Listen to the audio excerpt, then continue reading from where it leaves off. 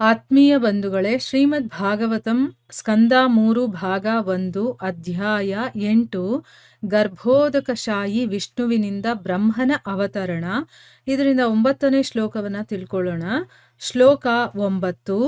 ಪ್ರೋವಾಚ ಮಹ್ಯಂ ಸ ದಯಾಲುರುಕ್ತೋ ಮುನಿ ಪುಲಸ್ತ್ಯೇನ ಪುರಾಣಮಾದ್ಯಂ ಸೋಹಂ ತವೈತತ್ ಕಥಯಾಮಿ ವತ್ಸ ಶ್ರದ್ಧಾಲವೇ ನಿತ್ಯಮನುವ್ರತಾಯ. ಅನುವಾದ: ಮೇಲೆ ಹೇಳಿದಂತೆ ಮಹರ್ಷಿ ಪುಲಸ್ತ್ಯರ ಸಲಹೆಯಂತೆ ಮಹರ್ಷಿ ಪರಾಶರರು ಪುರಾಣಗಳಲ್ಲಿ ಅಗ್ರಗಣ್ಯವಾದ ಪುರಾಣವನ್ನು ನನಗೆ ಹೇಳಿದರು. ನನ್ನ ಪ್ರಿಯಪುತ್ರನೇ, ನೀನು ಸದಾ ನನ್ನ ನಿಷ್ಠಾವಂತ ಅನುಯಾಯಿಯಾಗಿರುವುದರಿಂದ ನಾನು ಕೇಳಿದ ರೀತಿಯಲ್ಲೇ ಅದನ್ನು ನಿನ್ನೆದುರಿಗೆ ವರ್ಣಿಸುತ್ತೇನೆ. ಇದು ಶ್ಲೋಕ ಮತ್ತೆ ಅದರ ಅನುವಾದ. ಈಗ ಭಾವಾರ್ಥದ ಮೂಲಕ ನಾವು ಇದರ ಅರ್ಥವನ್ನ ತಿಳ್ಕೊಳ್ಳೋದಕ್ಕೆ ಪ್ರಯತ್ನ ಮಾಡೋಣ. ಹೋದ ಭಾಗದಲ್ಲಿ ನಾವೇನ್ ತಿಳ್ಕೊಂಡ್ವಿ? 4 ಜನ ಕುಮಾರರಿದಾರಲ್ಲ, ಅದರಲ್ಲಿ ಸನತ್ ಕುಮಾರರು ಭಗವಂತನ ದಿವ್ಯ ಲೀಲೆಗಳು ಗೊತ್ತಿದ್ರು ಕೂಡ ಮತ್ತೆ ವಾತ್ಸಲ್ಯ ಇದೆ, ಪ್ರೀತಿ ಇದೆ, ಅದಕ್ಕೋಸ್ಕರನೇ ಅವ್ರೇನ್ ಮಾಡಿದ್ರು, ಭಗವಂತನಿಗೆ ತಮ್ಮ ಉನ್ನತವಾದಂತಹ ವಚನಗಳಿಂದ ಸಂಕೀರ್ತನೆಯನ್ನ ಮಾಡ್ತಾರೆ, ಭಗವಂತನ ಪ್ರಾರ್ಥನೆಯನ್ನ ಮಾಡ್ಕೊಳ್ತಾರೆ. ಆಗ ಆ ಪ್ರಭು ಸಂಕರ್ಷಣ ಮೇಲೆತ್ತಿದ ತನ್ನ ಸಾವಿರಾರು ಹೆಡೆಗಳಲ್ಲಿರುವಂತ ರತ್ನಗಳಿಂದ ಆ ಪ್ರಭೆಯನ್ನ ಹೊರಹೊಮ್ಸೋದಕ್ಕೆ ಶುರು ಮಾಡ್ತಾನೆ. ಆಮೇಲೆ ವೈರಾಗ್ಯ ವ್ರತವನ್ನ ಆಗ್ಲೇ ಸ್ವೀಕಾರ ಮಾಡಿದ್ದಂತಹ ಸನತ್ ಕುಮಾರನಿಗೆ ಶ್ರೀ ಸಂಕರ್ಷಣ ಶ್ರೀಮದ್ ಭಾಗವತದ ತಾತ್ಪರ್ಯವನ್ನ ತಿಳಿಸ್ತಾನೆ. ಸನತ್ ಕುಮಾರರು ಕೂಡ ಸಾಂಖ್ಯಾಯನ ಮುನಿಗಳು ಪ್ರಶ್ನೆ ಮಾಡಿದಾಗ ಈ ಶ್ರೀಮದ್ ಭಾಗವತವನ್ನ ಸನತ್ ಕುಮಾರರು ಸಂಕರ್ಷಣನಿಂದ ಹೇಗೆ ಕೇಳಿ ತಿಳ್ಕೊಂಡಿದ್ರು ಅದೇ ರೀತಿ ವರ್ಣನೆ ಮಾಡ್ತಾರೆ. ಆಮೇಲೆ ಮಹರ್ಷಿ ಸಾಂಖ್ಯಾಯನರು ಶ್ರೀಮದ್ ಭಾಗವತದ ಪರಿಭಾಷೆಯಲ್ಲಿ, ಅಂದ್ರೆ ಅದರಲ್ಲಿ ಹೇಗಿದೆಯೋ ಹಾಗೆ ಭಗವಂತನ ಮಹಿಮೆಗಳನ್ನ ವರ್ಣನೆ ಮಾಡ್ತಾ ಇರಬೇಕಾದ್ರೆ ಪರಾಶರರು ಮತ್ತೆ ಬೃಹಸ್ಪತಿ ಇವರಿಬ್ರು ಕೂಡ ಕೇಳಿಸ್ಕೊಳ್ತಾರೆ. ಅಂದ್ರೆ ಅವ್ರ ಮುಂದೆ ಇದನ್ನ ಹೇಳಿದಾಗ ಅವರು ಕೂಡ ಅದನ್ನ ಕೇಳಿಸ್ಕೊಂಡು ಶ್ರೀಮದ್ ಭಾಗವತದ ಬಗ್ಗೆ ತಿಳ್ಕೊಳ್ತಾರೆ ಅನ್ನೋದನ್ನ ನಾವು ತಿಳ್ಕೊಂಡಿದ್ವಿ. ಇಲ್ಲಿ ಮೈತ್ರೇಯ ಮಹರ್ಷಿಗಳು ಹೇಳ್ತಾ ಇದ್ದಾರೆ, ಮಹರ್ಷಿ ಪರಾಶರರು ಪುರಾಣಗಳಲ್ಲಿ ಅಗ್ರಗಣ್ಯವಾದಂತಹ ಭಾಗವತವನ್ನ ನನಗೆ ಹೇಳಿದ್ರು. ಯಾಕೆ ಹೇಳಿದ್ರು ಅಂತಂದ್ರೆ ಮಹರ್ಷಿ ಪುಲಸ್ತ್ಯರು ಅದನ್ನ ಹೇಳು ಅಂತ ಹೇಳಿದ್ರು, ಅದಕ್ಕೋಸ್ಕರನೇ ನನಗೆ ಭಾಗವತವನ್ನ ಪರಾಶರರು ಹೇಳಿದ್ರು ಅಂತನ್ಬಿಟ್ಟು ಹೇಳಿ ಇಲ್ಲಿ ವಿದುರನಿಗೆ ಹೇಳ್ತಾರೆ, ನನ್ನ ಪ್ರಿಯಪುತ್ರನೇ, ನೀನು ಸದಾ ನನ್ನ ನಿಷ್ಠಾವಂತ ಅನುಯಾಯಿಯಾಗಿರೋದ್ರಿಂದ, ಅಂದ್ರೆ ಏನು, ಅವ್ರಿಗೆ ಹೇಗೆ ಹೇಳ್ತಾರೋ ಆ ರೀತಿ ನಡ್ಕೊಳ್ಳುವಂಥವ್ರು. ಅದಕ್ಕೋಸ್ಕರನೇ ಇಲ್ಲಿ ಹೇಳ್ತಾ ಇದ್ದಾರೆ, ನೀನು ನನಗೆ ತುಂಬಾ ಪ್ರೀತಿ ಪಾತ್ರನಾಗಿದೀಯಾ, ನೀನು ಯಾವಾಗ್ಲೂ ನನ್ನ ಅನುಯಾಯಿಯಾಗಿದೀಯಾ, ಅದರಲ್ಲೂ ಕೂಡ ನಿಷ್ಠಾವಂತ, ಅವ್ರು ಏನು ಹೇಳ್ತಾರೋ ಆ ರೀತಿನೇ ಕೇಳುವಂಥವ್ರು. ಅದಕ್ಕೋಸ್ಕರ ನಾನು ಯಾವ ರೀತಿ ಕೇಳಿಸ್ಕೊಂಡಿದ್ದೀನೋ ಅದೇ ರೀತಿ ನಿನ್ನೆದುರುಗಡೆ ನಾನು ವರ್ಣನೆ ಮಾಡ್ತೀನಿ ಅಂತನ್ಬಿಟ್ಟು ಹೇಳ್ತಾರೆ. ಇಲ್ಲಿ ನಾವು ನಮ್ಮ ಗುರುಗಳು ಹೇಗೆ ಹೇಳಿರ್ತಾರೋ ಅಥವಾ ನಾವು ಎಲ್ಲಿ ಕೇಳಿರೋದು ಹೇಗಿರುತ್ತೋ ಹಾಗೆ ಅದನ್ನು ಹೇಳಬೇಕೇ ಹೊರತು ನಮ್ಮ ಒಂದು ಅಭಿಪ್ರಾಯವನ್ನ ಹೇರಬಾರ್ದು. ಅಲ್ಲಿ ಹೇಗಿದೆಯೋ ಅದೇ ರೀತಿ ನಾವು ಅರ್ಥ ಮಾಡ್ಕೊಳ್ಳೋದಕ್ಕೆ ಪ್ರಯತ್ನ ಮಾಡಬೇಕು. ಈಗ ಭಾವಾರ್ಥದಲ್ಲಿ ಗುರುಗಳು ಏನು ಹೇಳಿದ್ದಾರೆ ಅಂತ ತಿಳ್ಕೊಳ್ಳೋಣ. ಪುಲಸ್ತ್ಯನೆಂಬ ಮಹರ್ಷಿಯು ಎಲ್ಲ ಅಸುರ ಸಂತತಿಯವರ ತಂದೆಯಾಗಿದ್ದಾನೆ. ಒಂದಾನೊಂದು ಕಾಲದಲ್ಲಿ ಪರಾಶರರು ಒಂದು ಯಜ್ಞವನ್ನು ಆರಂಭಿಸಿದರು. ರಾಕ್ಷಸರಲ್ಲೊಬ್ಬನು ಅವರ ತಂದೆಯನ್ನು ಕೊಂದು ತಿಂದದ್ದರಿಂದ ಅವರು ಎಲ್ಲ ರಾಕ್ಷಸರನ್ನು ಸುಟ್ಟು ಹಾಕಲು ಈ ಯಜ್ಞವನ್ನು ಆಚರಿಸಿದರು. ಮಹರ್ಷಿ ವಸಿಷ್ಠರು ಆ ಯಜ್ಞ ನಡೆಯುವಲ್ಲಿಗೆ ಬಂದು ಈ ಮಾರಕ ಕೃತ್ಯವನ್ನು ನಿಲ್ಲಿಸುವಂತೆ ಪರಾಶರರಿಗೆ ವಿನಂತಿಸಿದರು. ಋಷಿಗಳ ಸಮುದಾಯದಲ್ಲಿ ವಸಿಷ್ಠರಿಗಿರುವ ಸ್ಥಾನ ಮತ್ತು ಗೌರವಗಳಿಂದಾಗಿ ಪರಾಶರರಿಗೆ ಅವರ ವಿನಂತಿಯನ್ನು ನಿರಾಕರಿಸಲಾಗಲಿಲ್ಲ. ದಾನವರ ತಂದೆಯಾದ ಪುಲಸ್ತ್ಯರು ಪರಾಶರರು ಈ ಯಜ್ಞವನ್ನು ನಿಲ್ಲಿಸಿದ್ದಕ್ಕಾಗಿ ಅವರ ಬ್ರಾಹ್ಮಣ ಮನೋಧರ್ಮವನ್ನು ಮೆಚ್ಚಿಕೊಂಡರು. ನೋಡಿ, ಇಲ್ಲಿ ಅನುವಾದದಲ್ಲಿ ನಾವು ತಿಳ್ಕೊಂಡ್ವಿ, ಮಹರ್ಷಿ ಪುಲಸ್ತ್ಯರು ಸಲಹೆ ಕೊಟ್ರು, ಅದಕ್ಕೆ ಮಹರ್ಷಿ ಪರಾಶರರು ಪುರಾಣಗಳಲ್ಲೇ ಅಗ್ರಗಣ್ಯವಾದಂತ ಭಾಗವತವನ್ನ ಮೈತ್ರೇಯರಿಗೆ ಹೇಳಿದ್ರು ಅಂತನ್ಬಿಟ್ಟು.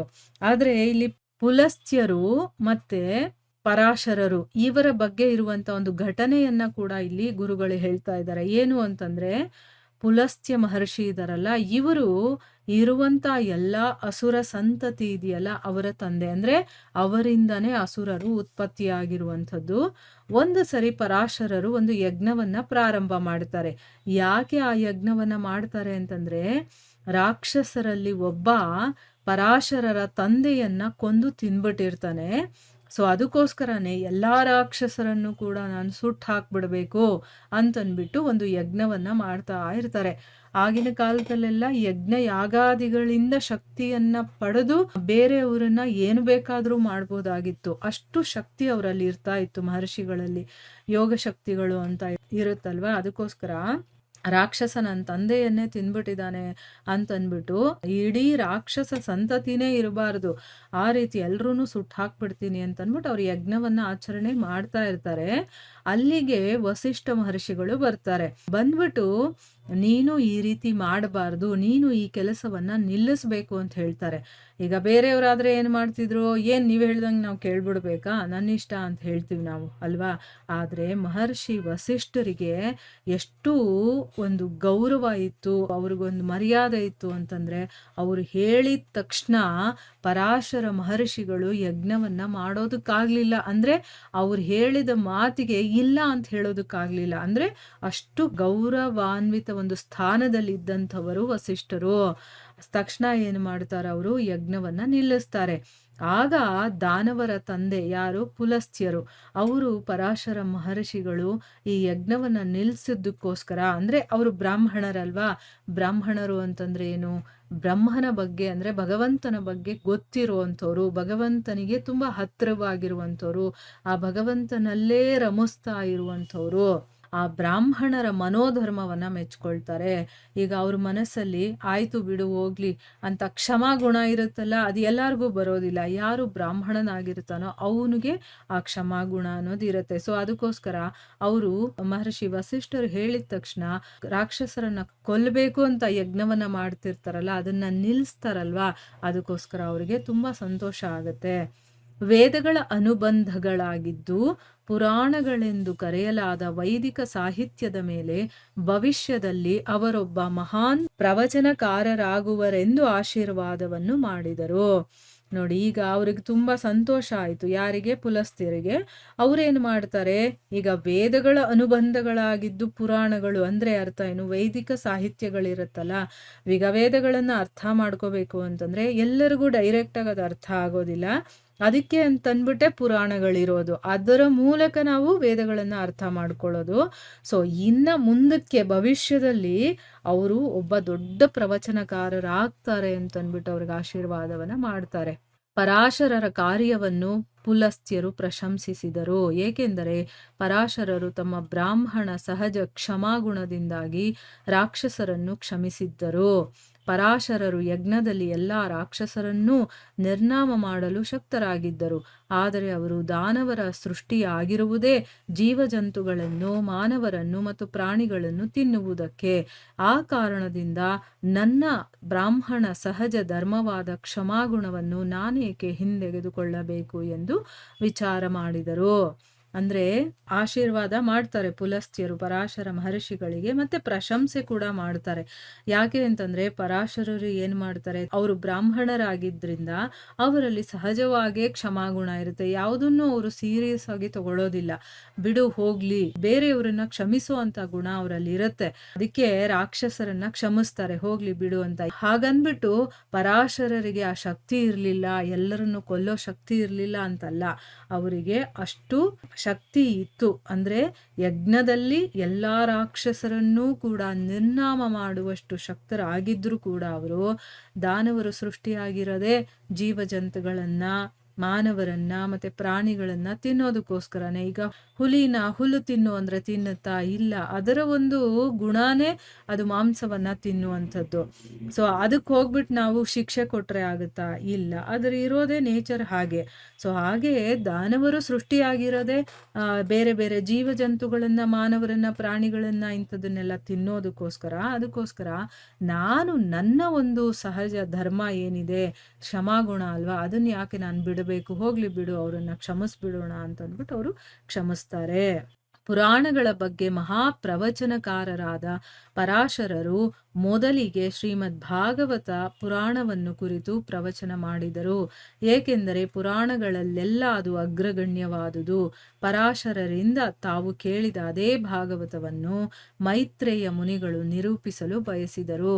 ಅದನ್ನು ಕೇಳಲು ವಿದುರನು ಅರ್ಹತೆ ಉಳ್ಳವನಾಗಿದ್ದನು. ಏಕೆಂದರೆ ಅವನು ತನ್ನ ಹಿರಿಯರಿಂದ ಬಂದ ಉಪದೇಶಗಳನ್ನು ಪಾಲಿಸುವವನೂ ಪ್ರಾಮಾಣಿಕನೂ ಆಗಿದ್ದನು. ಹಾಗಾಗಿ ಶ್ರೀಮದ್ ಭಾಗವತವು ವ್ಯಾಸರ ಕಾಲಕ್ಕೆ ಮೊದಲಿನಿಂದಲೂ ಪರಂಪರೆಯಿಂದ ಅನಾದಿ ಕಾಲದಿಂದಲೂ ನಿರೂಪಣೆಗೊಳ್ಳುತ್ತಾ ಬಂದಿದೆ.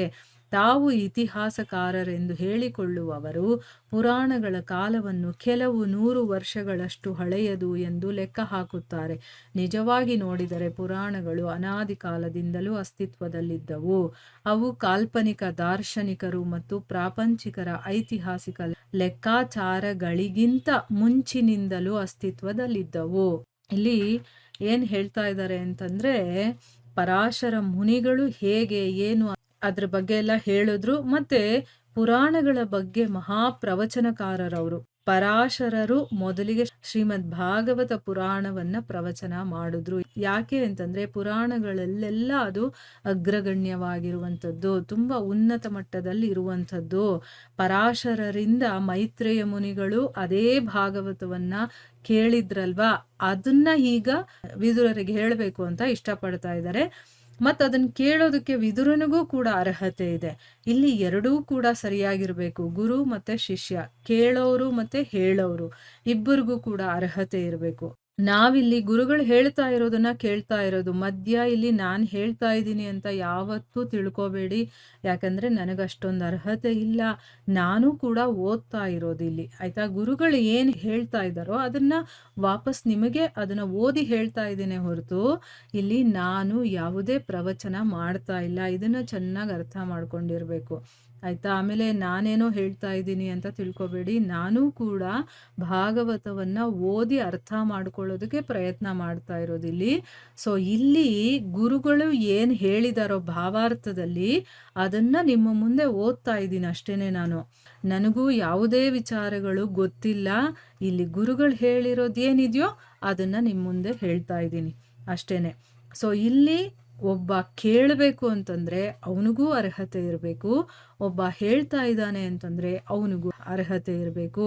ಸೊ ಇಲ್ಲಿ ಮೈತ್ರೇಯ ಮುನಿಗಳಿಗೆ ಹೇಳುವಂತ ಅರ್ಹತೆ ಇದೆ, ಮತ್ತೆ ಕೇಳುವಂತ ಅರ್ಹತೆ ವಿದುರರಿಗೂ ಇದೆ. ಯಾಕೆ ಅಂತಂದ್ರೆ ತನ್ನ ಹಿರಿಯರು ಏನು ಹೇಳಿದಾರೋ ಅವ್ರೇನಾದ್ರೂ ಉಪದೇಶಗಳನ್ನ ಕೊಡ್ತಾರಲ್ವಾ, ಅದನ್ನ ಪಾಲಿಸುವಂಥವನು ಮತ್ತೆ ಪ್ರಾಮಾಣಿಕನೂ ಕೂಡ ಆಗಿದಾನವನು. ಈಗ ನಾವೇನ್ ಮಾಡ್ತೀವಿ, ಯಾರಾದ್ರೂ ಏನಾದ್ರು ಹೇಳಿದಾಗ ಮೊದಲು ಅದನ್ನ ಸರಿಯಾಗಿ ಕೇಳಿಸ್ಕೊಳ್ಳೋದಿಲ್ಲ. ಮನೆಯಲ್ಲೇ ಹಿರಿಯರು ಏನೋ ಎಂದು ಒಳ್ಳೆ ಮಾತನ್ನ ಹೇಳ್ತಾರೆ, ಹೀಗೆ ಮಾಡು ಅಂತ. ಮೊದಲು ನಾವು ಹಿರಿಯರು ಅಂತಂದ್ರೆ ನೆಗ್ಲಿಜೆನ್ಸಿ ನಮಗೆ, ನಾವು ಅದನ್ನ ಒಪ್ಕೊಳ್ಳೋದಿಲ್ಲ. ಒಪ್ಪಿದ್ರೂ ಕೂಡ ಏನೋ ಹೇಳ್ತಾ ಇದ್ದಾರೆ ಬಿಡು ಅಂತ ಸರಿಯಾಗಿ ಕೇಳಿಸ್ಕೊಳ್ಳೋದಿಲ್ಲ. ಕೇಳಿಸ್ಕೊಳ್ಳೇ ಇಲ್ಲ ಅಂತಂದ್ಮೇಲೆ ಪಾಲನೆ ಮಾಡೋದು ಎಲ್ಲಿ ಬರುತ್ತೆ. ಅಕಸ್ಮಾತ್ ಕೇಳಿಸ್ಕೊಂಡ್ರು ಕೂಡ ಬಿಡು ಅವ್ರೇನು ನೋಡ್ತಾರ, ಮಾಡಿದ್ದೀನಿ ಅಂತಂದ್ರೆ ಆಗೋಯ್ತು ಅಂತ ಅಲ್ಲಿ ಅಪ್ರಾಮಾಣಿಕತೆ ನಮಗೆ. ನಾವು ಅದನ್ನ ಸರಿಯಾದ ರೀತಿಯಲ್ಲಿ ಪ್ರಾಮಾಣಿಕವಾಗಿ ನಾವು ಮಾಡೋದಿಲ್ಲ. ಅದಕ್ಕೋಸ್ಕರನೇ ಇಲ್ಲಿ ಅದನ್ನೆಲ್ಲ ಹೇಳ್ತಾ ಇದ್ದಾರೆ. ಅಂದ್ರೆ ಹಿರಿಯರಿಂದ ಬಂದ ಉಪದೇಶಗಳನ್ನ ಮೊದಲು ನಾವು ಪಾಲನೆ ಮಾಡುವಷ್ಟು ನಮ್ಮಲ್ಲಿ ಸಣ್ಣದಾಗಿ ಅದೇನು ದೊಡ್ಡ ಕೆಲಸ ಅಲ್ಲ, ಅಷ್ಟು ಚಿಕ್ಕ ಒಂದು ಕೆಲಸವನ್ನು ನಾವು ಮಾಡಲ್ಲ ಅಂತಂದ್ಮೇಲೆ ಇನ್ನು ದೊಡ್ಡ ದೊಡ್ಡ ಉಪದೇಶಗಳನ್ನೆಲ್ಲ ನಾವು ಎಲ್ಲಿ ಕೇಳಿಸ್ಕೊಳ್ತೀವಿ ಮತ್ತೆ ಎಲ್ಲಿ ಪಾಲನೆ ಮಾಡ್ತೀವಿ. ಆದ್ರೆ ಇಲ್ಲಿ ವಿದುರ ಇದಾನಲ್ಲ, ಅವನು ತನ್ನ ಹಿರಿಯರು ಏನು ಹೇಳ್ತಾ ಇದ್ರೋ ಆ ಉಪದೇಶಗಳನ್ನ ಪಾಲಿಸುವಂಥವನು ಮತ್ತೆ ಪ್ರಾಮಾಣಿಕನೂ ಆಗಿದ್ದ. ಸೊ ಇಲ್ಲಿ ಹೇಳ್ತಾ ಇದ್ದಾರೆ ಗುರುಗಳು, ಶ್ರೀಮದ್ ಭಾಗವತ ಅನ್ನೋದು ವ್ಯಾಸರ ಕಾಲಕ್ಕೂ ಮೊದಲಿನಿಂದ ಬಂದಂತಹ ಪರಂಪರೆಯಲ್ಲಿ ಇದ್ದಿದ್ದಂಥದ್ದು. ಅಂದ್ರೆ ವ್ಯಾಸರು ಕಲಿಯುಗ ಶುರುವಾಗೋದಕ್ಕೆ ಮುಂಚೆ ಬರೀತಾರಲ್ಲ, ಆಗ ಶುರುವಾಗಿದ್ದು ಅಂತಲ್ಲ. ಇದು ಅದಕ್ಕಿಂತ ಮುಂಚೆನೆ, ಅಂದ್ರೆ ಅನಾದಿ ಕಾಲದಿಂದ ಇದೆ, ಅದು ನಿರೂಪಣೆಗೊಳ್ತಾ ಬಂದಿದೆ. ನಾವು ಈಗ ಕೆಲವರು ಇತಿಹಾಸಕಾರರು ಇರ್ತಾರಲ್ಲ, ಅವ್ರು ಏನ್ ಹೇಳ್ತಾರೆ ಅಂತಂದ್ರೆ ಇದು 100 ವರ್ಷಗಳಷ್ಟು ಹಳೇದಷ್ಟೇನೆ ಅಂತ ಅವ್ರು ಅನ್ಕೊಳ್ತಾರೆ, ಲೆಕ್ಕಾಚಾರ ಹಾಕಿ ನೋಡ್ತಾರೆ. ಆದರೆ ಈ ಪುರಾಣಗಳು ಅನಾದಿ ಕಾಲದಿಂದನೂ ಕೂಡ ಅಸ್ತಿತ್ವದಲ್ಲಿದೆ. ಈಗ ಕಲ್ಪನೆ ಮಾಡಿಕೊಳ್ಳುವಂಥ ದಾರ್ಶನಿಕರು ಇರ್ತಾರಲ್ಲ, ಅವರು ಮತ್ತೆ ಈ ಪ್ರಾಪಂಚಿಕರು ಇತಿಹಾಸವನ್ನ ನೋಡಿ ಲೆಕ್ಕಾಚಾರ ಹಾಕಿ ಇಷ್ಟು ವರ್ಷಗಳ ಹಳೇದಾಗಿರಬಹುದು ಅಂತ ಹೇಳ್ತಾರಲ್ವಾ, ಆ ರೀತಿ ಅಲ್ಲ, ಅದಕ್ಕಿಂತ ಮುಂಚಿನಿಂದಾನೂ ಕೂಡ ಇದು ಇದೆ ಅನ್ನೋದನ್ನ ಇಲ್ಲಿ ಗುರುಗಳು ಹೇಳ್ತಾ ಇದ್ದಾರೆ. ಅಂದ್ರೆ ನಮಗೂ ಕೂಡ ಆ ವಿಚಾರಗಳು ಗೊತ್ತಿದ್ರೆ ಒಳ್ಳೇದಲ್ವಾ. ಶ್ರೀಮದ್ ಭಾಗವತ ಅನ್ನೋದು ಯಾವಾಗಿಂದ ಇದೆ ಅಂತಂದ್ರೆ ನೋಡಿ, ಭಗವಂತ ಸನತ್ ಕುಮಾರರಿಗೆ ಹೇಳಿದ ಕಾಲದಿಂದನೂ ಇದೆ. ಅಂದ್ರೆ ಭಗವಂತನಾದ ಸಂಕರ್ಷಣನೇ ಇದನ್ನ ಹೇಳಿದಾನೆ ಅಂತಂದ್ಮೇಲೆ ಅದು ಅನಾದಿಯಿಂದ ಇರುವಂಥದ್ದು ಅನ್ನೋದನ್ನ ನಾವು ಅರ್ಥ ಮಾಡ್ಕೊಳ್ಬೇಕು. ಇಲ್ಲಿಗೆ ನಾವು ನಿಲ್ಸೋಣ. ಹರೇ ಕೃಷ್ಣ.